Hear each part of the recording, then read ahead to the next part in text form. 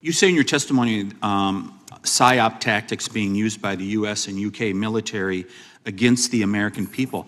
That is really scary stuff reading that. Could you elaborate? Because I think the American people need to hear, they need to hear about this. Yeah, we now know what happened, which is that basically after the war on terror, the United States used counterterrorism, counterinsurgency, counterpopulism tactics first in the Middle East as part of the Arab Spring uprisings, then in Eastern Europe as part of the color revolutions, using social media to foment revolutions against places that we wanted regime change, and then using censorship in places to repress conflicting opinion in places that we were trying to stabilize.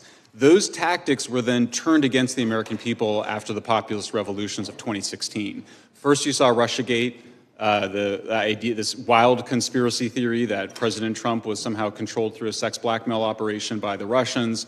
But then we also saw a very elaborate effort to do exactly what they had done abroad, creating small committees of experts to decide what the truth was and demand censorship on the basis of it. But I also mentioned there's also these proactive influence operations, the most dramatic of which is the Hunter Biden laptop, severely illegal, but we also saw the mobilization of the intelligence community.